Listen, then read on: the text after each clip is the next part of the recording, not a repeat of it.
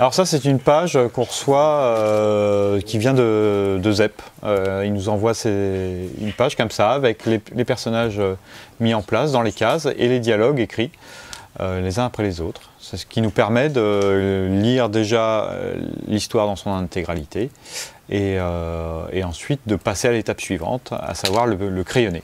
C'est parti, le crayonné. Alors le crayonné, c'est voilà, il n'y a pas de page juste crayonnée parce que le crayonné, c'est la première étape qui est destinée à être ancrée.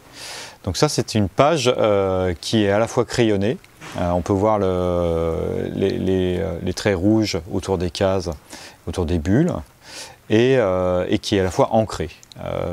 Là, on commence évidemment par écrire les textes dans les bulles, les uns après les autres, pour savoir où on va aussi placer nos personnages, pour qu'on n'ait pas de décor à dessiner derrière et tout ça. Et on a conservé notre crayonné en dessous, ce fameux crayonné rouge qu'on utilise, que certaines personnes dans la bande dessinée utilisent, mais d'autres pas, qui nous permet de ne pas gommer en fait. Une fois qu'on a cette page-là, on encre, on scanne. La page est terminée, en tout cas en dessin, manuel. On scanne la page et on la met dans l'ordinateur. On est sur le logiciel Photoshop, avec lequel on fait les couleurs. Ça c'est avant, en noir et blanc. Attends. Et après, mis en couleur. Sur ordinateur, là on a réservé les endroits où il y a les bulles. Parfois, on a des bulles aussi en couleur pour une meilleure lisibilité. Nous, on a choisi de ne pas faire des contours sur les bulles. Donc, une fois qu'on a cette page-là, elle est terminée.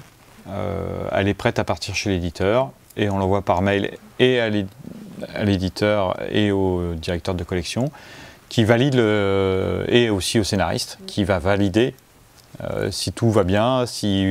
Parfois, il peut avoir des changements.